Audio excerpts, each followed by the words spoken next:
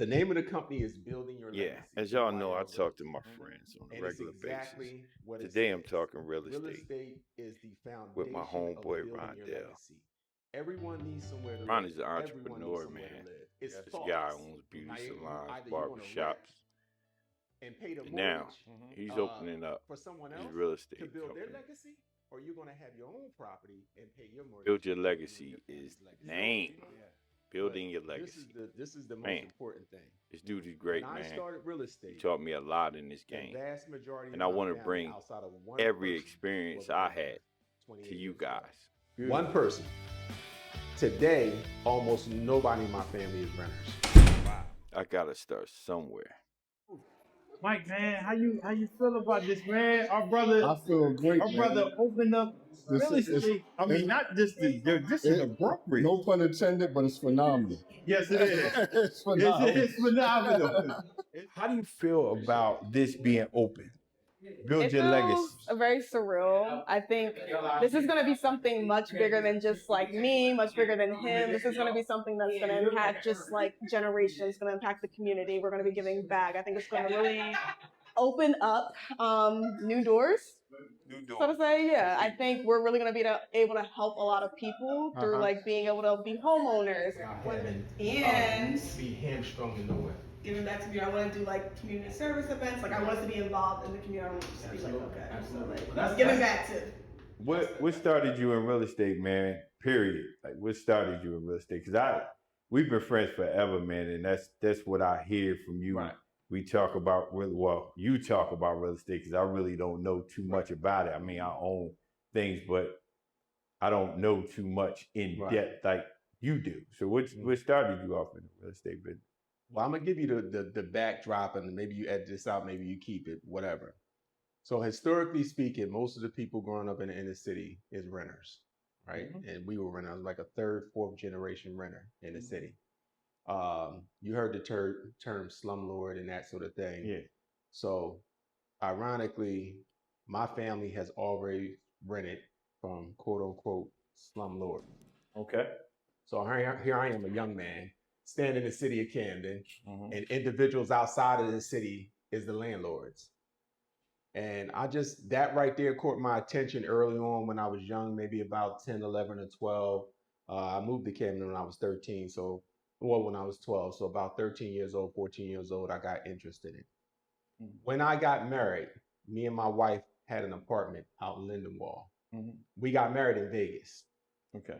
When When we were in Vegas, I told her that I wanted to learn real estate because I wanted to understand why so many of my family and friends were renters.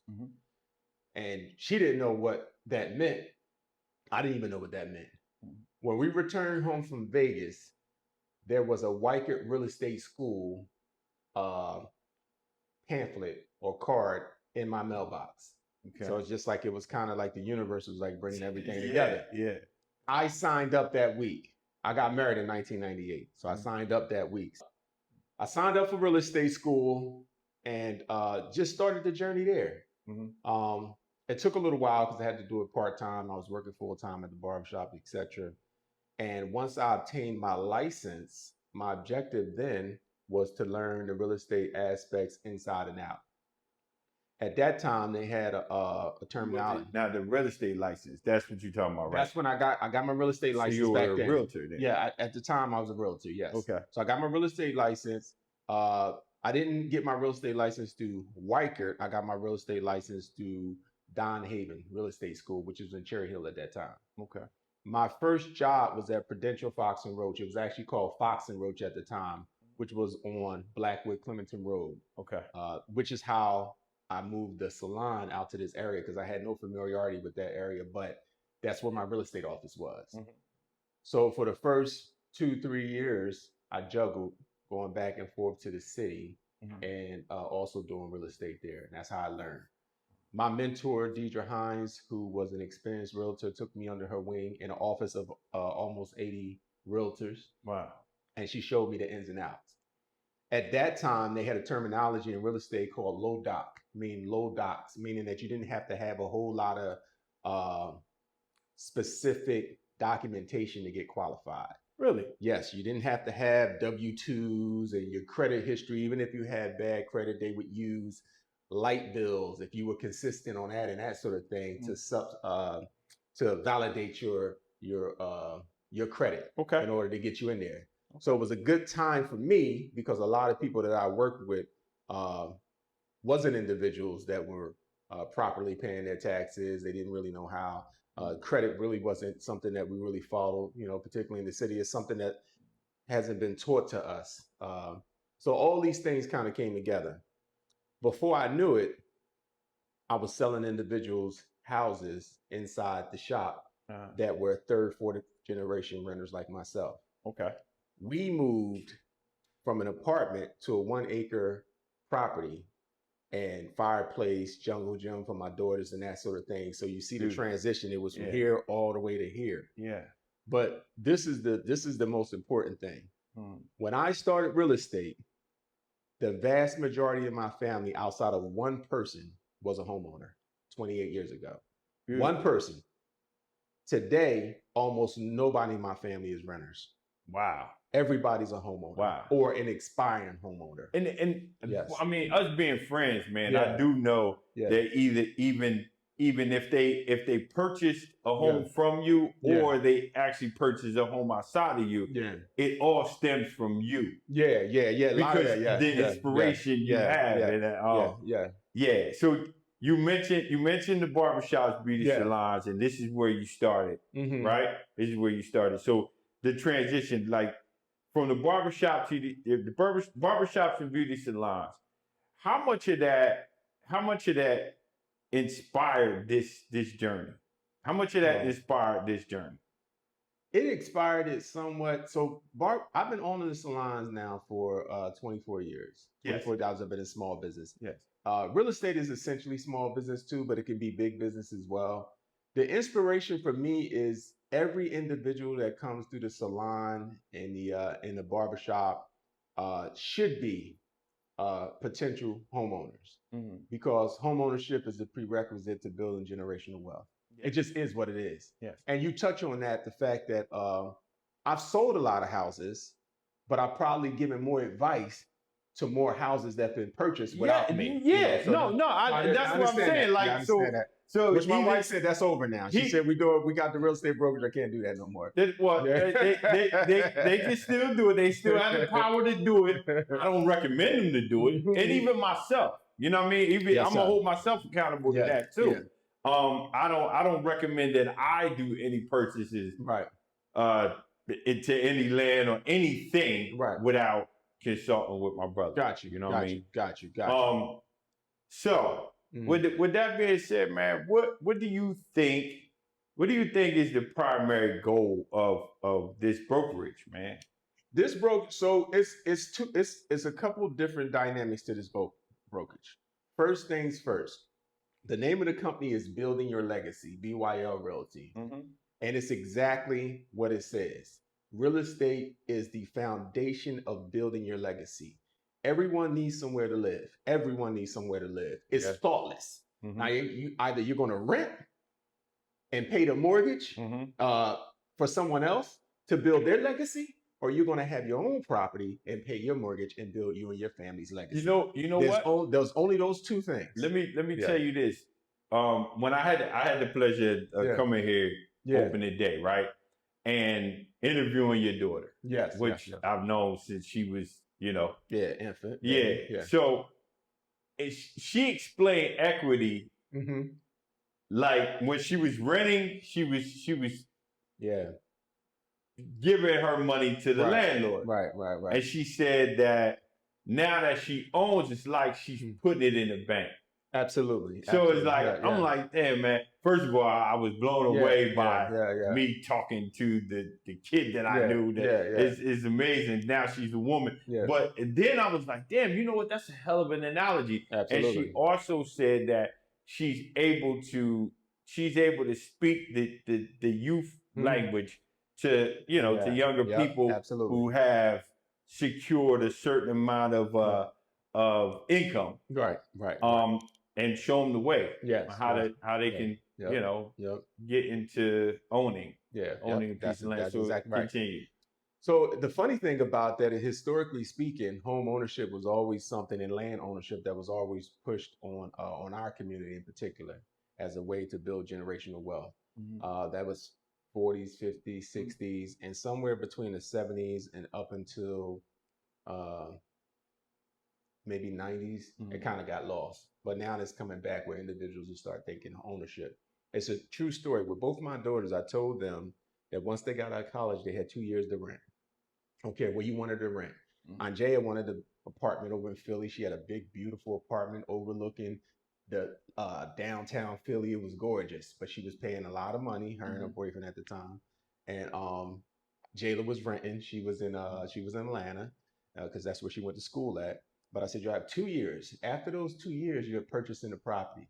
And I don't care what the landscape is, because you're going to start your journey. Well, when those 2 years came, I was right there like, listen, come on, let's get started. Make sure y'all saving up some money, etc., so we can get this thing done.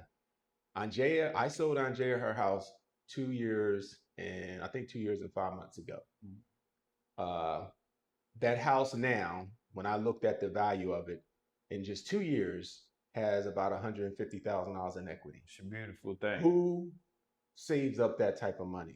Yeah. And if you study business as I do, all of the successful CEOs that got their started leveraging certain real estate property and investments like that in order to get started. Yeah. So again, building your legacy, but it's thoughtless, Herb. It's thoughtless. You need somewhere to live. And this is what we have to start pushing to individuals of every race. You have to have home ownership. Stop thinking about interest rates going up and down. That's just a talking point. Yeah. Because if you're renting, you're paying 1,000% in interest. You understand what I'm saying? So if interest rates is a little higher, okay, it's a little higher, but you're still investing in yourself. And that's the first part. The second part is investing. Everybody you've ever had a conversation with, including myself, if they run into some money or around tax time or whatever, the first thing they say is, I want to get me an investment property. I want to get into investing. Yeah. And it's a talking point. Yeah. Here at BYL, I'm going to show you how to get from the talking point to the actual reality. When I started real estate 28 years ago, there was talking point individuals that I dealt with who are now multimillionaires in real estate. Beautiful. And it didn't start with a whole lot of money. It started with a small amount of money and kind of grew. Now, over the years, how I've learned that the investment bankers that I deal with, now there's a possibility without you not even using a lot of your own money, that sort of thing. So the banking side, the individuals that I deal with can make that a reality. The other part is the realtors and the salespeople. Real estate, there's a terminology in real estate called steering. And without getting too deep into it, it's exactly what it means. It means steering someone into a specific direction for a specific reason. Typically, it has more to do with race and I guess status and that sort of thing. But in my opinion, that's also done with the realtors. That's why so many of us get into real estate and not really do nothing with it and or get discouraged, because most real estate corporations see you as an individual to produce X amount of dollars for them. They don't care if you produce what you produce for yourself in particular. Long as you're paying your monthly fees and you do a deal here and there, if I have a certain amount of realtors as a corporation under my umbrella, then I'm going to be successful. But I'm not going to let you exercise the grand ideas of real estate. Real estate is so much bigger than listing and selling property. Yes. Real estate is the foundation of all business. We can't do nothing without real estate, nothing.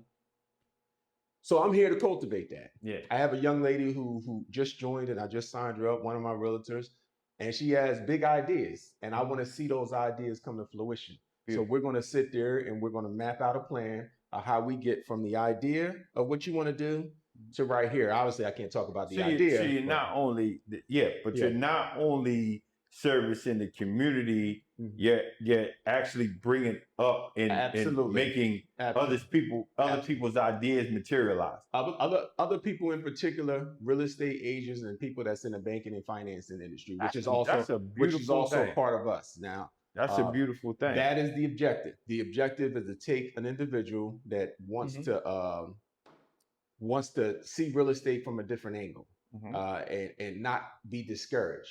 One of the other things that I'm going to do that is not typically done in corporations, a lot of times when you get into a real estate agency, they pair you what's called a mentor. And in addition to the fees that the real estate agency charges, maybe it's a split of 70-30, 60-40, whatever have you, for your first 4 deals, a percentage of what you make will go toward the individuals that's mentoring you. Here at BYL, I'm not going to do that. I'm going to, as a broker of record, I'm going to help cultivate your skills. We're going to go step by step of how to get you into real estate, get you proficient in what it is you're trying to do. And I'm not charging you any fees. I'm going to be your mentor. I'm going to be an individual who you can speak to directly to help get you started in your real estate career, so you can feel comfortable. Your listing appointments, if you need be, I'll be there with you. If you want to sell property, if I'm available, right now we have a few realtors. When the real estate agency grows, I probably can't be at all the closings, but I plan to be at the closings because I want to make you comfortable, and your success ultimately helps BYL success level as well. So that's one of the things I'm really interested in. It's funny because I think both of them are kind of balanced out. One, I'm 100% focused on creating home ownership, individuals investing in that sort of thing, and your legacy.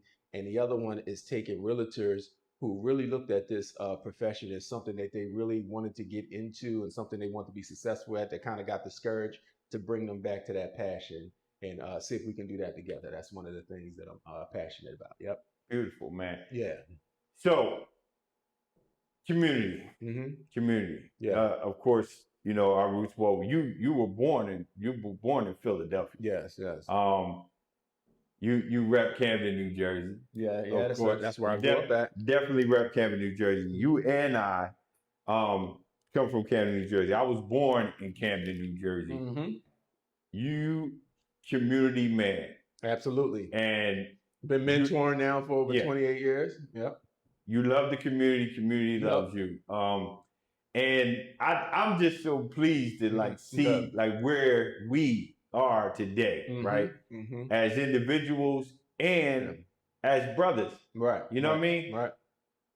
I remember, just not too long ago, a guy was looking for me, and you were having an event. Yeah. And they said, for damn sure, I'm going to see Herb here because his brother is having an event. Absolutely. That warmed my heart because they know that Herb got your back and vice versa. Right. And Rondell got Herb's back. So not only can I say that about, our dedication to each other, I could say our dedication to this community, the Camdens, the Sicklervilles, the Lindenwalks, Stratford, we are kind of known here, man. Right. And this perception of you, I can't go nowhere without nobody asking me, especially around here. Right. Hey, man, where's Rondell? How is he doing? He's still doing this. He's still doing that. That's what's up. And their perspective of you is just so it's just so, I don't know. It makes me laugh because we have this relationship. Here's the deal. I have a question for you. Throughout the time we service here, in this area, the Sicklerville area, Lindenwald, Clementon, all of that stuff, Blackwood, all of that. And we see so many come, we see so many go, we see so many suffer, right? What do you feel, in very little words, it's many words as you want, but I just wanted you to break it down in the simplest form. What do you feel, how do you feel that drugs and alcohol and the activity, right, drug and criminal activity affects the neighborhood, this particular neighborhood? Well, drugs and alcohol and any kind of addiction is going to vastly affect your neighborhood, which is a shameless plug. That's why you got into, the profession of addiction therapy, and that's your form also. It's a profession, but it's also you giving back to the community, something that you're passionate about. So drugs and alcohol, unfortunately, is always going to be an Achilles heel for any community. And now it's kind of transitioned outside of the inner city, and now it's in the suburbs, etc.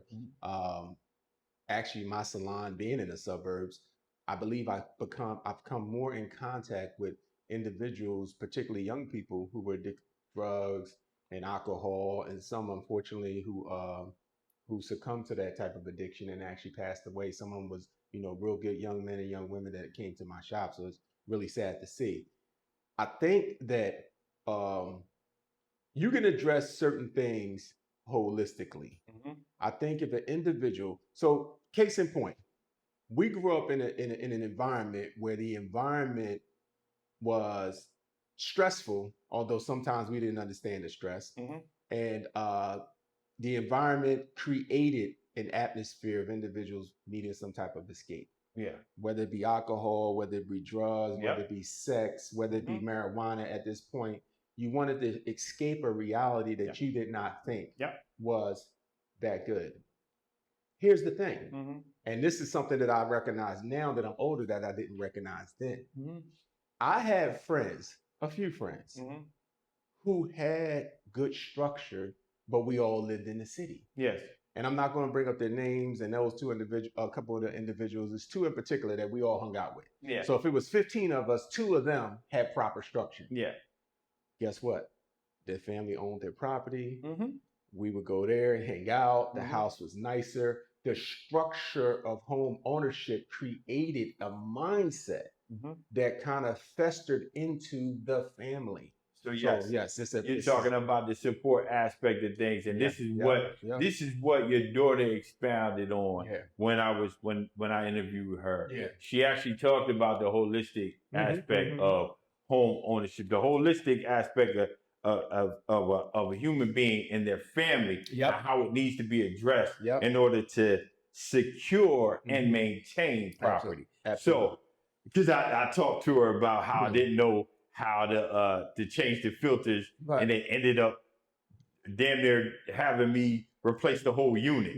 You know what I mean? Yeah. So I'm glad you brought that one up, because now home ownership is a support that if a person comes from that particular foundation and they fall, quote unquote, victim to substance use disorder, right? They're less likely to fall as deep, right? And they're more likely to secure treatment to get them down what we say the quote unquote right path because of that foundation and that structure. So you mean, well, we just came up with this here that if we secure this particular thing that you are helping us with, which is home ownership and business investments and things of that nature, right? Then we're less likely, it's not of the, we don't, it doesn't erase what's going on, but we're less likely to fall victim and be harmed by the evils of the world, quote unquote. Right. So our family is more secure by home ownership. Absolutely. Right. It doesn't erase all the issues, but it gives it a cushion and comfort to where it is security for not only yourself, but for generations to come. Make a family structure just like any structure, like a building or a house. Yes. If you secure a solid foundation, and then you put a house on there. And the first floor is solid. And then you bring another contractor in and he does the second floor and he does a horrible job. And the second floor starts to crumble, starts to fall down. Well, you haven't lost the structure. You still got the foundation. The first floor is still good. You just have to get a better contractor to secure the second floor. So as long as you have the solid foundation in the family, everything with structure, everything with real estate, even financial. There's a lot of people that run into financial hardships and they don't have liquid cash, but they have home equity. And they're able to draw that home equity out of their house and give themselves a new start. Can you expound on home equity real quick? Home equity is just like what it sounds like. Equity is what the value that you have in your house based on the value that the market says it is today. Okay. If I sold you a house today for 300,000, Mm-hmm. and the market said tomorrow that it's worth 500,000, essentially you can go to the bank and say, like, I need to borrow $200,000 because I had $200,000 worth of equity in my house. Okay. And So you're once saying that when it appreciated that Yes, once it 200,000, appreciates, that's yes. the equity. Okay. Absolutely. Thank you. Absolutely. Thank you. Now, it doesn't happen like that overnight, but over Yeah. time with the market, it fluctuates up and down. But Yeah. over years, there's almost a guaranteed scenario where your real estate is going to have equity in it. Also, Yes. I wanted to ask you, the equity is, all right, when I'm paying my mortgage every month, now I pay my mortgage for the 5 or 10 years, then there is a certain amount of equity I have in my home, right? Yeah. So when you initially get a mortgage, a very small amount of your mortgage payments for the first several years goes toward equity, but some goes toward equity. There's a way to pay down your mortgage while sending just a small extra amount per month, or either taking that same monthly payment and just paying it every 2 weeks. And you can cut down on the years, and you can invest more equity in the property.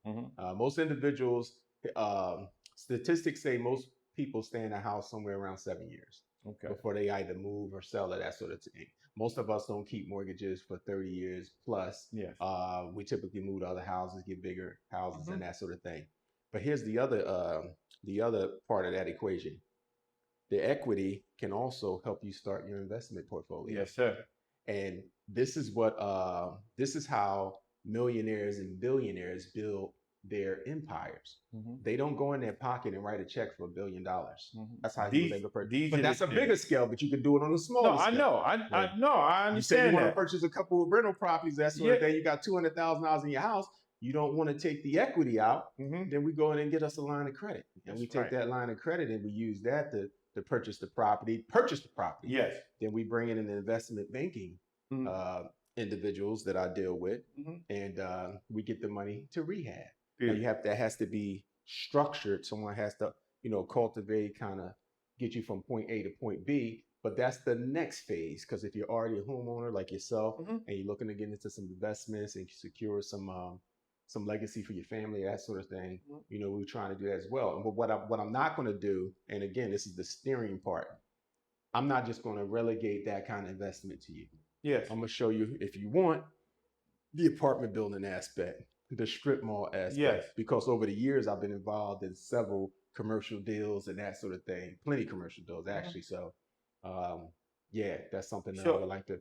So then you're here to educate, and you're here to walk people through real estate, their real estate journey. Steps. Absolutely. Yes. Through their real estate journey. Not just the individuals that's coming as clients, but also the realtors that's going to be working here as well. Working under this umbrella, like make sure that they have that foundation, that they can do all aspects of real estate, not felt constraint from one little small circle.